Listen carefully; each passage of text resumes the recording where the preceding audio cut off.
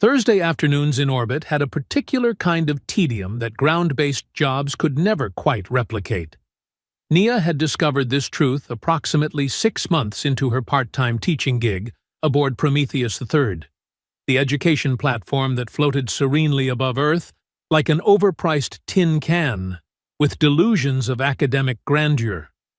She stood at the front of Classroom 12F, watching 28 human teenagers display varying levels of interest in her lecture about symbiotic relationships in multi-species ecosystems. To her left, flickering in holographic blue, 12 Ulketh students observed from their home system 40 light-years away. They looked like oversized praying mantises, if praying mantises had 6 arms, and crystalline eye structures that reflected light in unsettling ways. So, Nia continued, pulling up a projection of a Kepler 442b tidecrawler.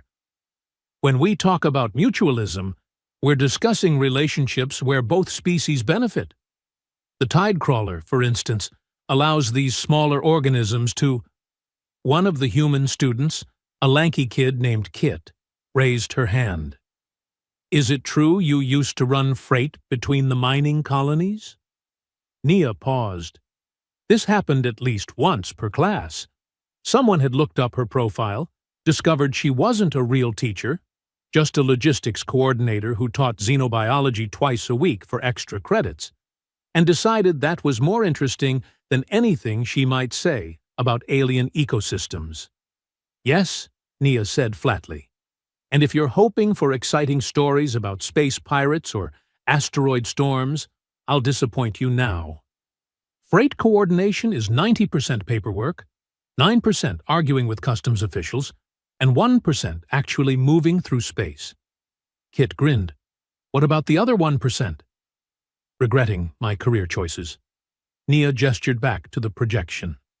Now, as I was saying, that's when the lights flickered. Not the gentle dimming that signaled a scheduled power cycle, but a violent stuttering that made the holographic displays waver like heat mirages. The temperature dropped immediately. Nia felt it on her skin, saw her breath start to mist in the air. Said a student near the back. Is that normal? No, Nia said, already moving toward the wall-mounted emergency panel. That is very much not. The lights died completely. Emergency lighting kicked in 2 seconds later, bathing everything in sickly red. The holographic projection of the tidecrawler vanished, but the Ulketh students remained, their images frozen mid-gesture like insects trapped in amber. Then came the sound that made Nia's stomach drop, the deep, resonant clang of emergency bulkheads sealing. Everyone stay calm, she said, which was possibly the most useless thing anyone had ever said in a crisis. But it bought her 3 seconds to think while the students erupted into confused chatter. The door to the corridor had sealed. She could see the red warning lights blinking around its frame.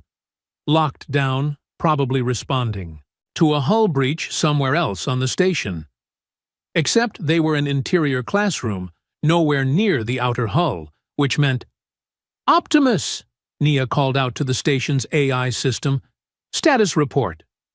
Silence. Optimus, respond. Nothing. The AI that controlled everything from life support to beverage dispensers had gone completely offline. Kit stood up, her face pale in the red light. Why isn't it answering? Because something is very wrong, Nia said, abandoning any pretense of sugarcoating. She moved to the control panel beside the door and pulled it open, revealing the manual override switches. Dead. No power. Okay. New situation.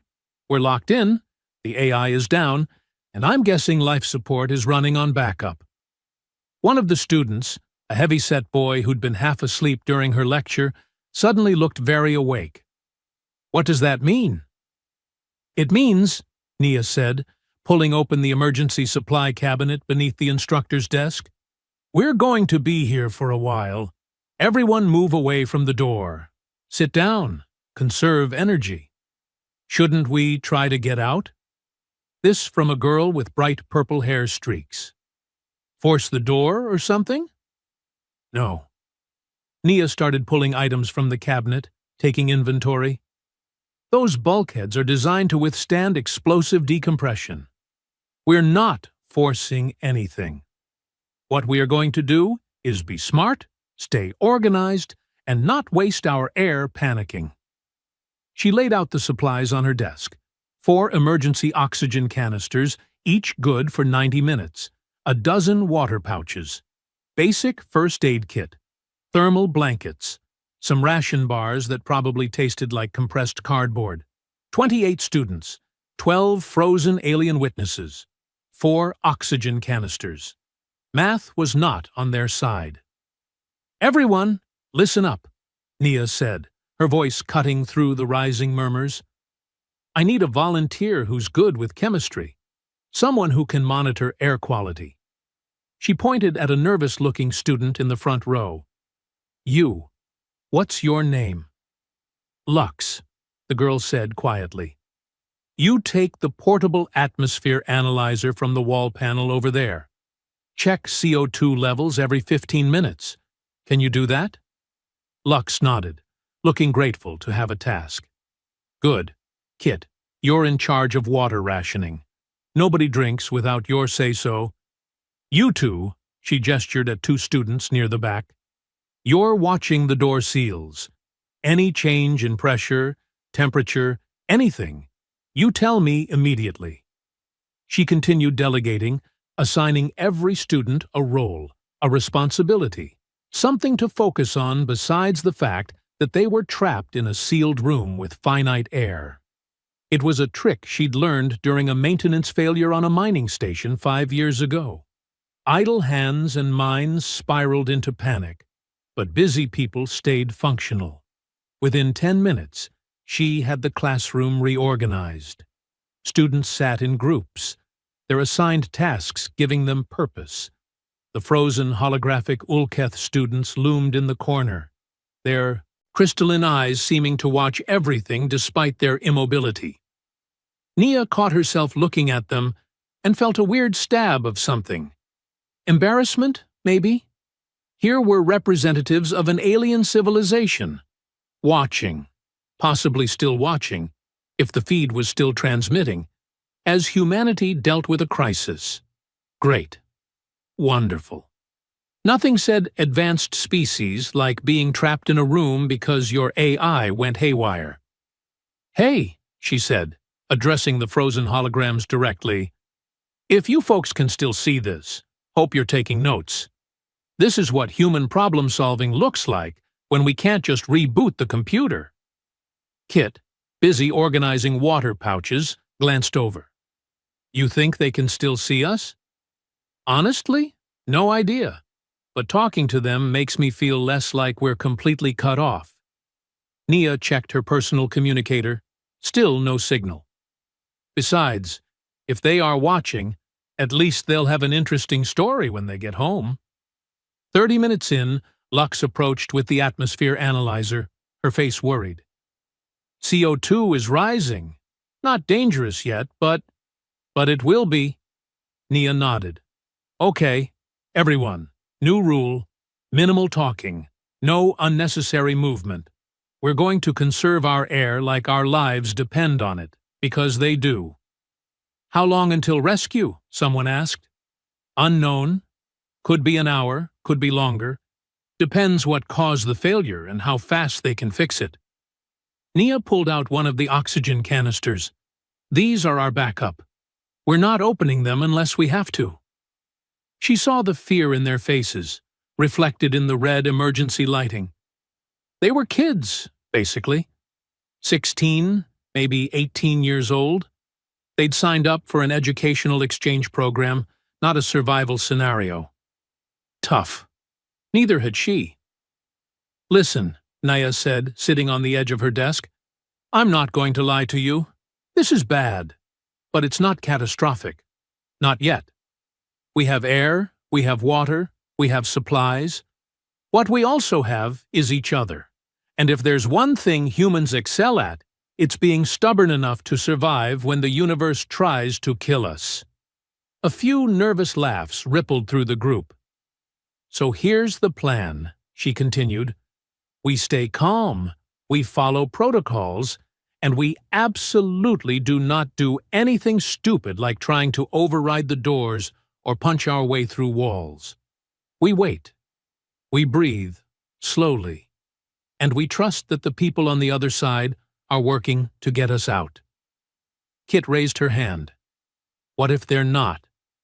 What if whatever took down the AI took down the whole station?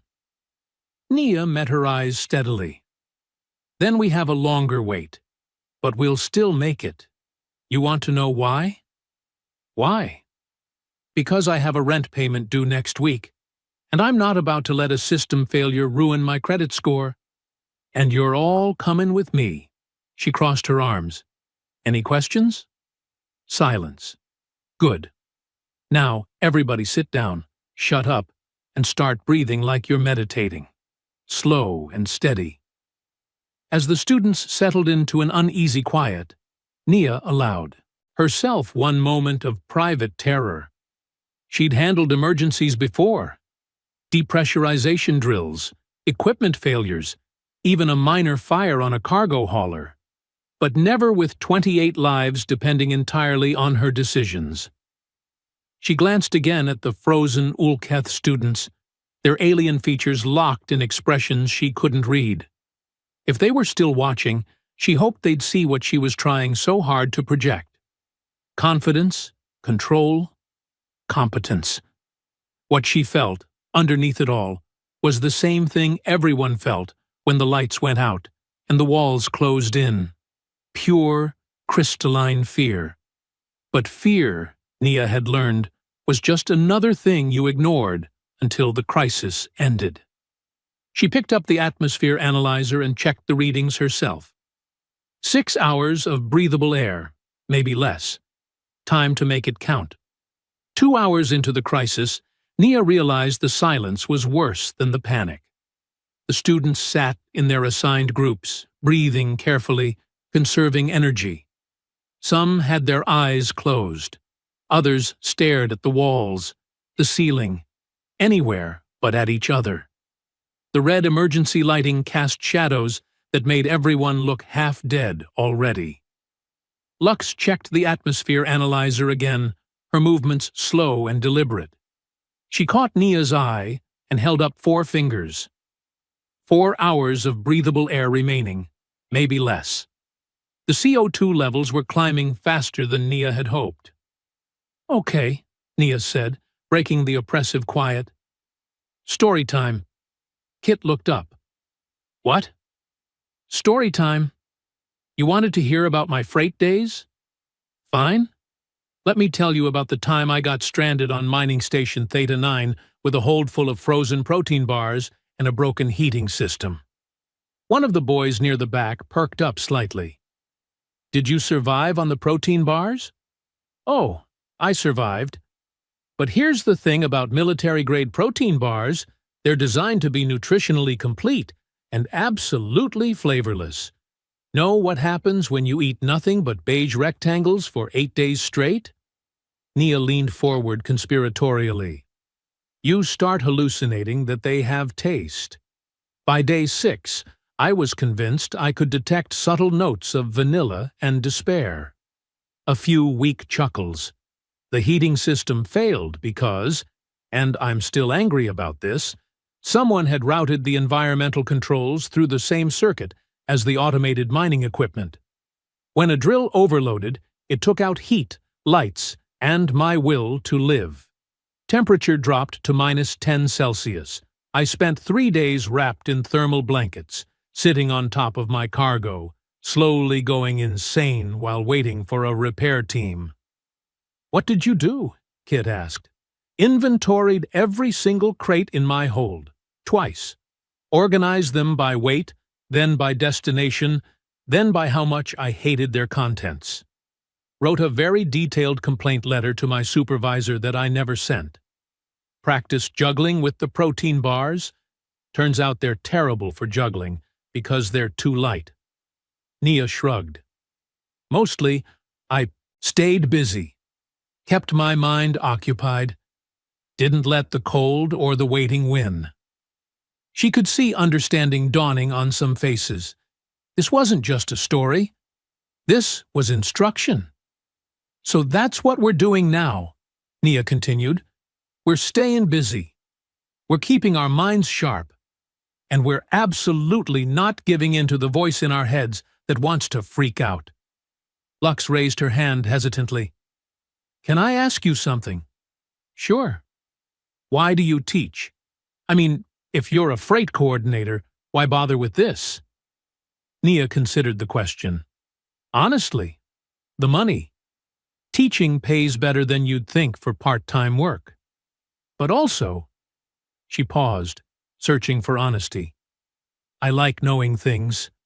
I like learning about alien ecosystems and atmospheric compositions and how life adapts to impossible conditions. Makes the universe feel less empty when you understand how much life is out there, finding ways to survive. That's actually kind of beautiful, Kit said. Don't tell anyone. I have a reputation as a cynic to maintain. Nia glanced at the frozen Ulketh holograms. Though I'm guessing our friends over there might disagree with my teaching methods right now.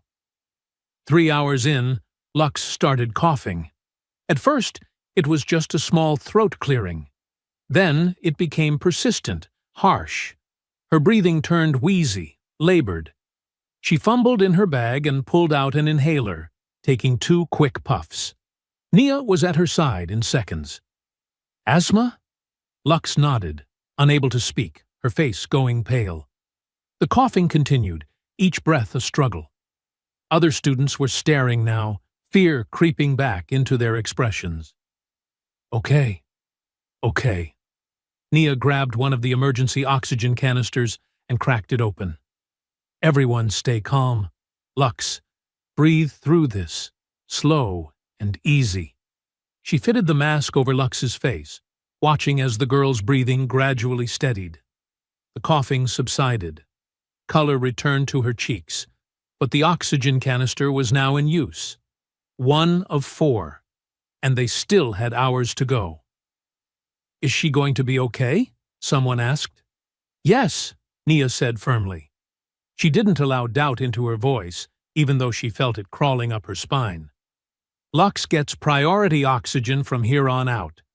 Anyone have a problem with that? A boy near the window spoke up. That means less for the rest of us. Correct. It also means she lives, unless you'd like to volunteer to stop breathing so we can distribute the air more fairly. Nia's tone could have cut steel. No? Then we operate on triage principles. Those who need help most get help first. That's not up for debate. But what if nothing? You want democracy. Great. We'll hold elections after everyone survives. Right now, you get a benevolent dictatorship, and I'm the dictator. Anyone objects, feel free to write a strongly worded complaint and stuff it somewhere the recycling system won't find it. Silence. The boy looked away. Nia softened slightly. I know you're scared. I know this isn't fair. But fair went out the window when the systems failed. Right now, we do what keeps everyone alive. Understood? Reluctant nods. Lux pulled the oxygen mask aside slightly. I'm sorry, she whispered. Don't be. You didn't choose to have asthma any more than you chose to be trapped in here. Just breathe. That's your only job. Nia squeezed her shoulder, then stood and addressed the entire room. New game. Everyone's going to lie down, right now. On the floor, on your backs. We're conserving energy and oxygen. All of us, Kit asked. All except me. Someone needs to stay awake and monitor conditions. Nia checked her own oxygen mask, still clipped to her belt, unused.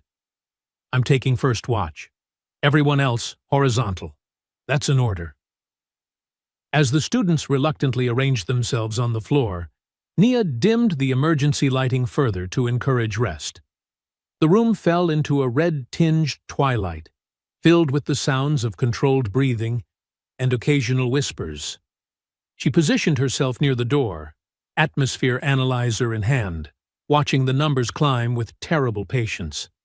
4 hours became 3, then 2. Her head began to ache, the first sign of elevated CO2. She ignored it. Kit, lying near the front, turned her head toward Nia. "You should use your oxygen mask," she said quietly. "I'm fine." "You're not. I can see you swaying." "Just tired." "You haven't slept. You're oxygen deprived. Someone else can take watch." Nia shook her head, immediately regretted it as dizziness washed over her. "Someone has to stay alert. I've got more body mass than most of you. Basic biology. I can handle lower oxygen levels longer." "That's not how it works," Kit protested. "It's exactly how it works. Trust me, I've read the manuals. Extensively. While bored out of my mind on long-haul flights." Nia managed a weak smile.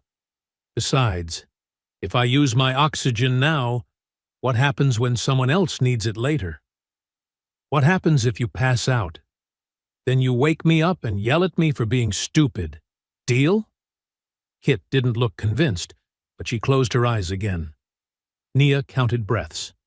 Hers, the student's, the slight hiss of Lux's oxygen canister. Time became elastic, stretching and compressing. She might have dozed. She wasn't sure. Reality felt fuzzy at the edges. At some point, she found herself talking to the frozen Ulketh again. "You know," she murmured, "your species probably handles this better. I read about your environmental protocols. Everything redundant, triple-checked, emotionally neutral. Very efficient." She laughed, a bit delirious. "Meanwhile, we're in here making terrible decisions based on feelings and stubbornness, keeping the sick kid alive even though it costs resources, refusing to use oxygen because someone else might need it more. Completely illogical." The holographic Ulketh stared back, unchanging. "But here's the thing," Nia continued, her voice dropping to barely a whisper. "We're still here, still fighting. That's got to count for something, right?" The atmosphere analyzer beeped. "Critical CO2 levels approaching." Nia looked at the sleeping students, at Lux breathing steadily through her mask, at Kit with her eyes closed but not quite asleep. She thought about waking them, distributing the remaining oxygen, preparing for the worst. Instead, she stood, carefully, because standing was suddenly very difficult, and moved to the emergency panel one more time. Maybe the systems had rebooted. Maybe Optimus had come back online. Maybe. The panel remained dark. "Come on," she whispered to the station, to the universe, to whatever deity handled orbital platforms with delusions of grandeur. "Don't do this. Not to them. They're just kids." No response. Just the red light, the recycled air growing thick and stale, and the weight of 28 lives depending on decisions she'd never been trained to make. Nia returned to her position by the door and sat down heavily. She didn't reach for her oxygen mask. Someone else might need it more. The bulkheads unsealed with a sound like thunder. Nia's first coherent thought was that she'd imagined it. Some oxygen deprivation hallucination brought on by 9 hours of breathing air that had more in common with soup than atmosphere.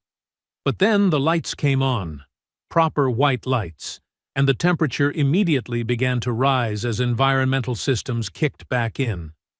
The door slid open with a pneumatic hiss. Station security flooded in first, followed by medical personnel in their distinctive orange hazard suits. Nia tried to stand, found her legs wouldn't cooperate, and settled for raising one hand in an exhausted wave. 28 students, she croaked. All alive. One on oxygen. Asthma. Check her first. The medical team swarmed past her, Scanners out, already triaging. Someone wrapped a thermal blanket around Nia's shoulders. Another person pressed an oxygen mask to her face, and she inhaled deeply, feeling the fog in her head begin to clear.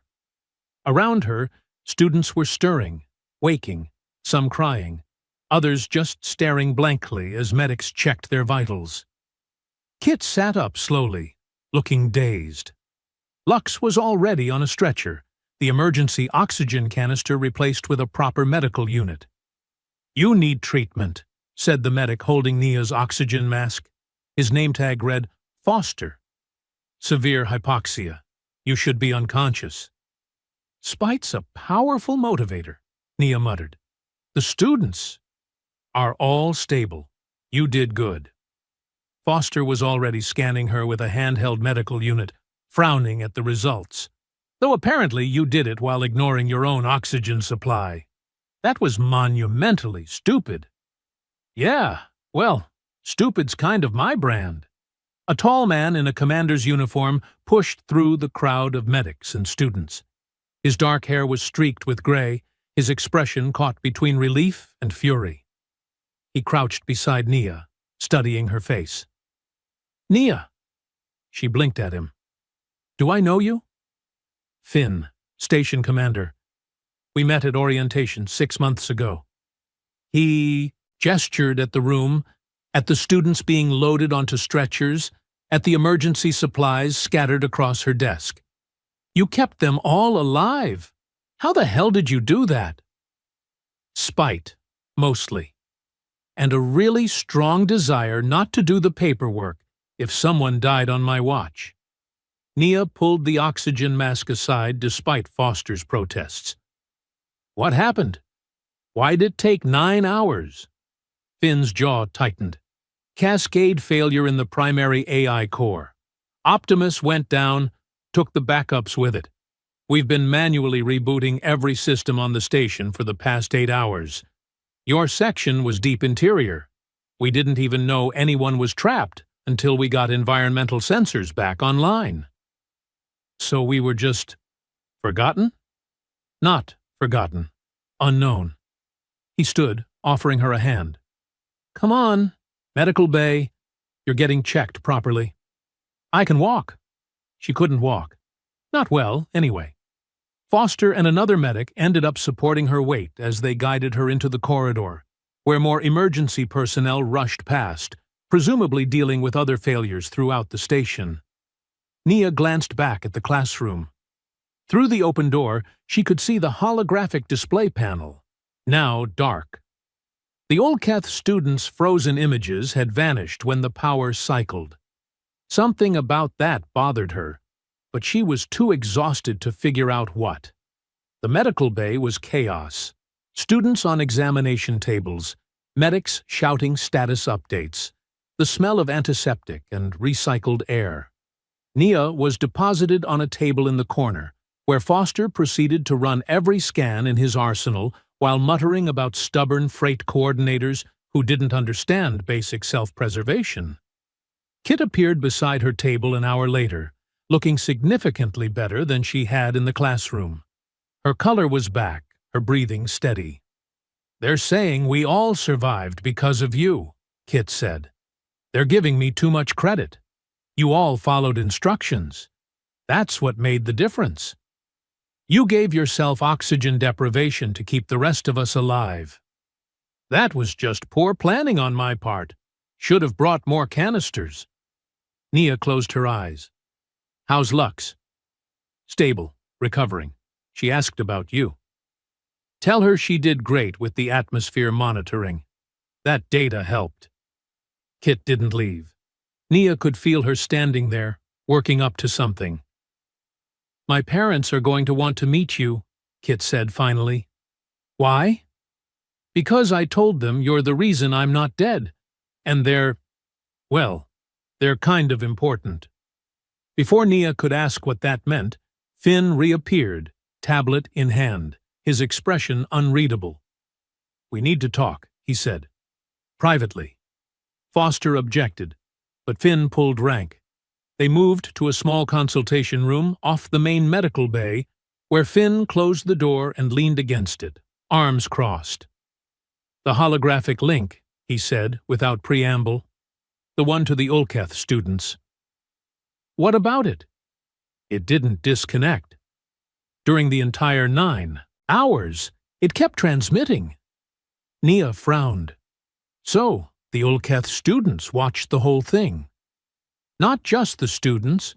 Due to a routing error during the system failure, the feed was broadcasting to the Ulketh Consortium's governmental channels." Finn pulled up his tablet, showing her what looked like communication logs. "Millions of Ulketh watched your crisis management in real time. It was their evening entertainment for 9 straight hours." The words took a moment to penetrate Nia's oxygen-deprived brain. "You're joking." "I don't joke about interstellar incidents." Finn's expression softened slightly. "They've sent an official message through diplomatic channels. The Ulketh Consortium wants to meet with you. Personally, they've requested a formal audience." "Why?" "Because, apparently, what you did in that classroom violated about 18 principles of Ulketh crisis management doctrine. They're fascinated, confused, maybe horrified. The translation's not entirely clear." He sat down across from her. "Nia, you accidentally became an interstellar incident. The feed's been shared across human networks, too. You're viral." "I'm what?" He turned the tablet toward her. The screen showed news feeds, social media posts, video compilations. Headlines screamed variations of "Substitute Teacher Saves Class During Station Failure" and 9 hours of humanity's finest. One clip showed her, exhausted and swaying, refusing her oxygen mask. The caption read, "When asked why she didn't use her own oxygen supply, Paxton replied." Nia watched herself on the screen, looking half dead, telling Foster, "Someone else might need it more." The clip had 40 million views.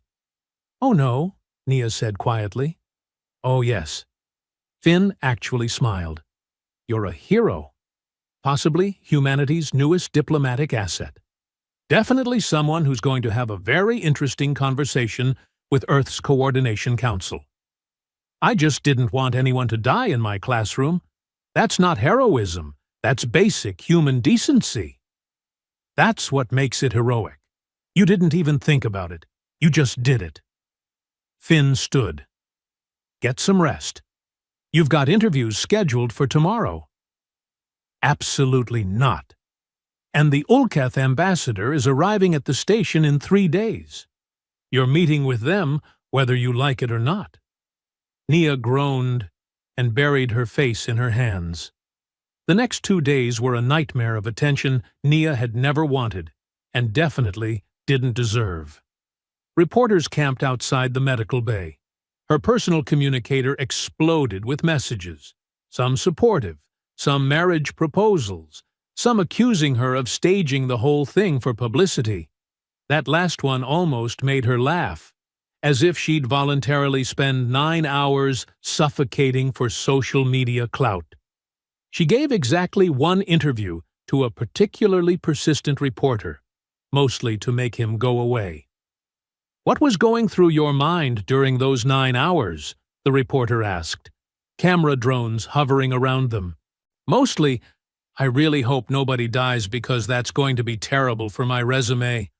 Also, I should have used the bathroom before getting trapped." Nia rubbed her eyes. "I literally just didn't want 28 deaths on my record. That's not heroism. That's career preservation." The reporter blinked. "You're joking."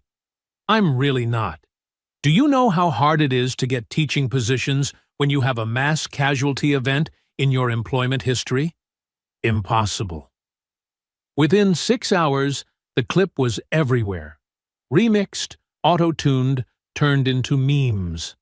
Someone created an animated version with her as a cartoon character.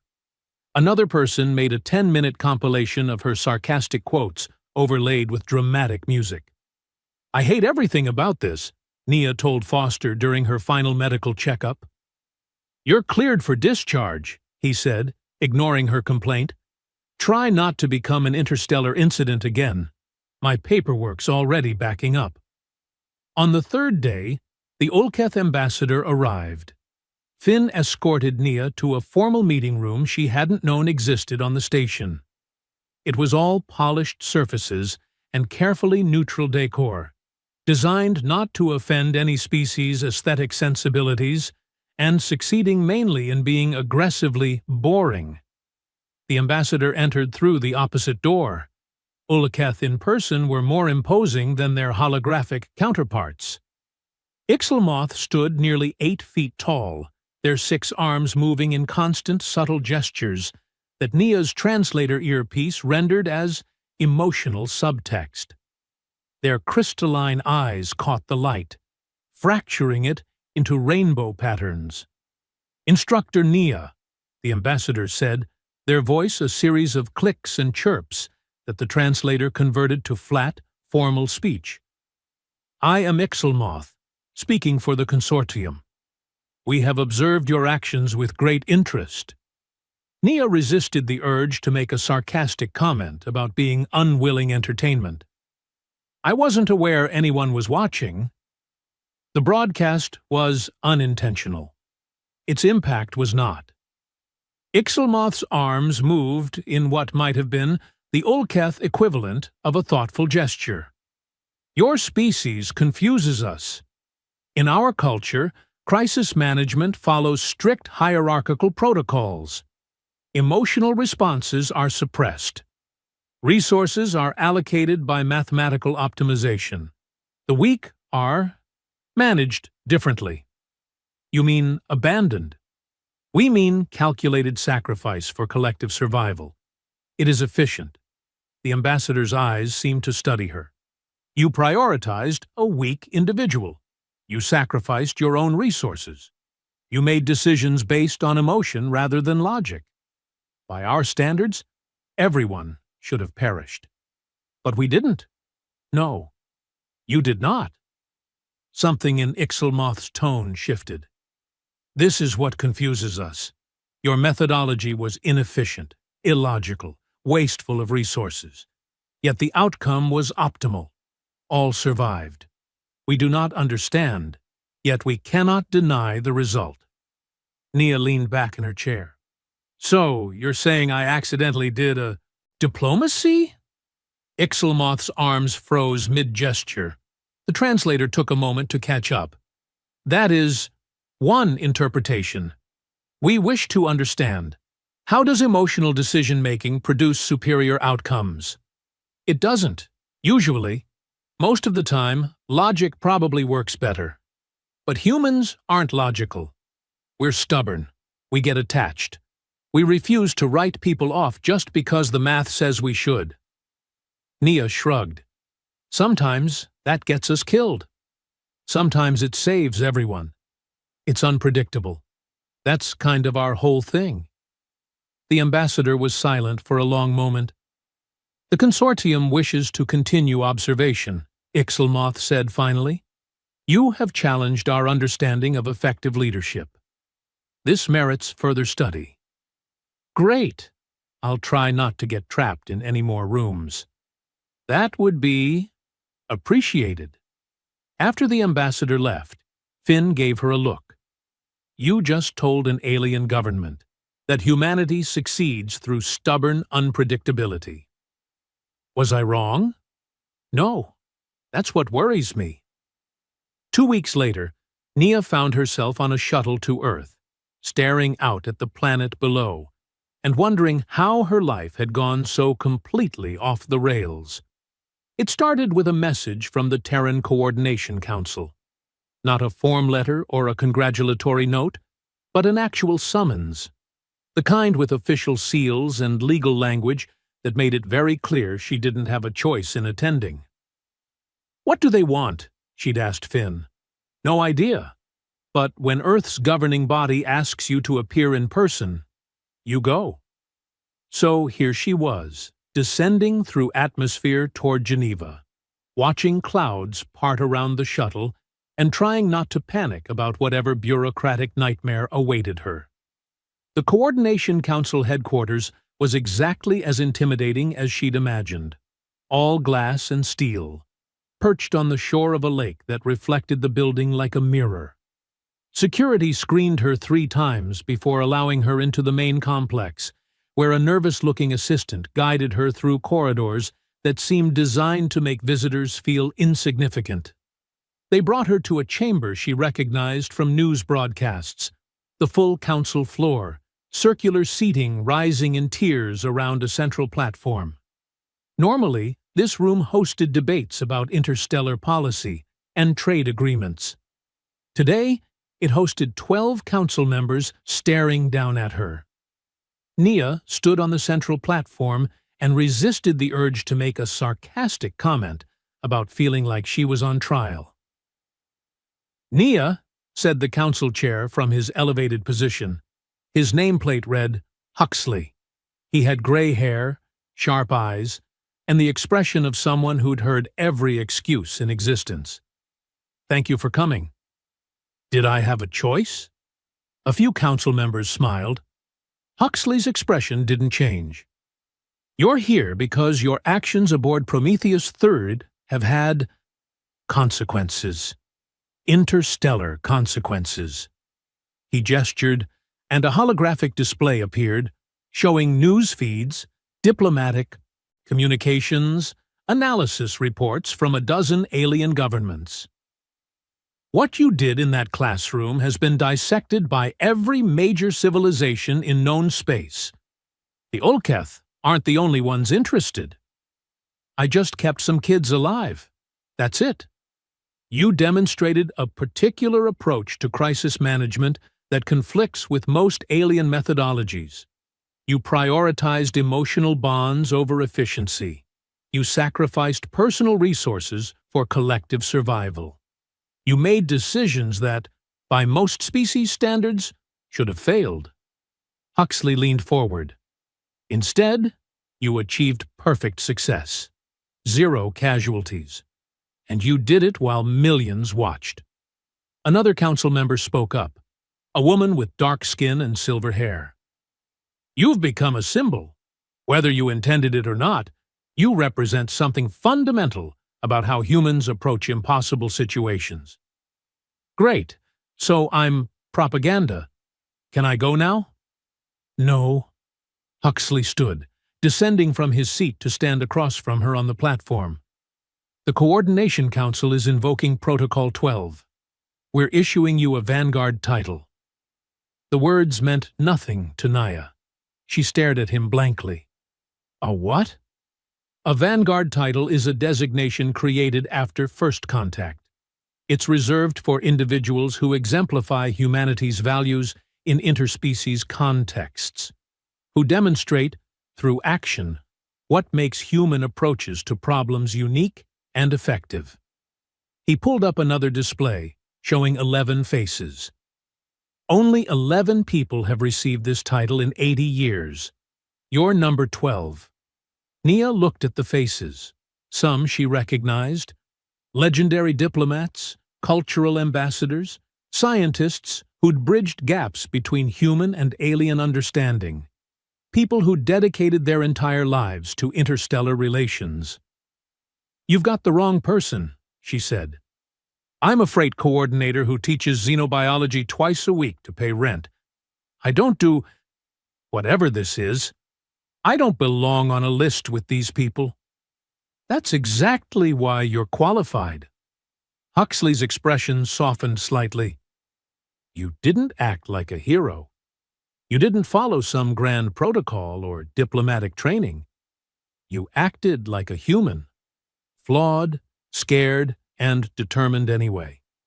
You made choices that seemed irrational, but worked because they were grounded in something deeper than logic. I was just trying not to let kids die."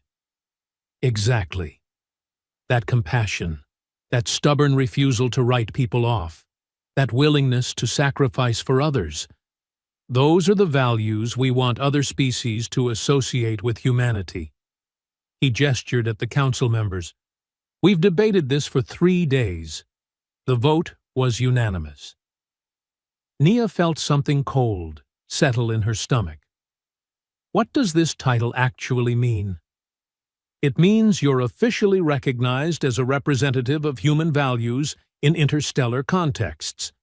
You'll be called upon for diplomatic missions, crisis consultations, cultural exchange programs. When Earth needs someone who embodies what makes us human, you're on the EEF list. I don't want to be on the list. The title isn't optional. It's issued based on demonstrated merit, not on whether the recipient wants it. Huxley returned to his seat. However, we're not asking you to quit your job or dedicate your life to diplomacy. You continue your normal work. When you're needed, you'll be activated. Compensated handsomely, I might add. What if I refuse? You can't refuse the title itself. It's already issued, already on record with every major alien government. But you can choose not to accept assignments, though I suspect you won't. He smiled slightly. You're too stubborn to let someone else mess up a job you could do better. Nia wanted to argue, wanted to tell them they were wrong, that she wasn't special, that this was all ridiculous. But she couldn't, because he was right. If they called her for something important, something that actually mattered, she'd show up. She wouldn't be able to help herself. I hate you, she said quietly. Noted. Welcome to the Vanguard, Nia. Try not to cause any more interstellar incidents. The shuttle ride back to orbit should have given Nia time to process.